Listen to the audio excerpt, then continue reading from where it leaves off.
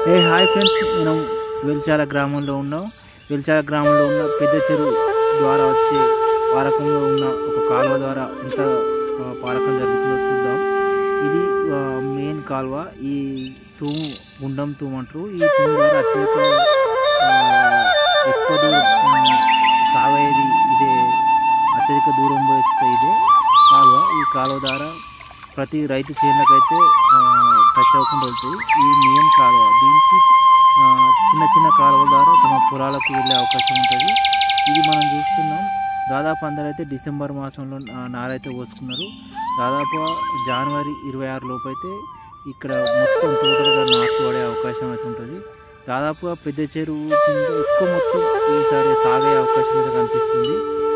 ఎందుకంటే నీటి సౌకర్యం ఉండడం, మనకు వరద కాలువ ద్వారా నీరు వచ్చి చెరువు నిండడం, వర్షాలు కొట్టడం, సంపూర్ణ అంటే చెరువు అయితే పూర్తి స్థాయిలో ఉండడం వరి చేనులకైతే, వరి పొలాలకైతే మేలు కలిగించే అవకాశం. రైతు యుద్ధ ప్రాతిపదికన పొలాలు దున్నుతూ పెడుతూ దాదాపు ఈ సంక్రాంతి తర్వాత ఈ నెల 26 వరకు అయితే పూర్తి స్థాయిలో నాటు పడే అవకాశం చెరువు కింద అయితే ఉంది.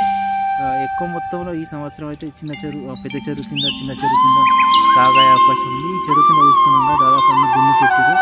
నార్లుస్తో ఎదిగిన దశ, ఎటు చూసిన పంట పొలాలు కనబడుతున్నాయి. ఈ కాలువ ద్వారా అయితే మనకు ప్రతి ఒక్క పంట పొలానికి అయితే లింక్ అయి ఉంటుంది. ఈ నీరు పొలాలకు అందడానికి దాదాపు అన్ని చూసినా నార్లు రైతులందరికీ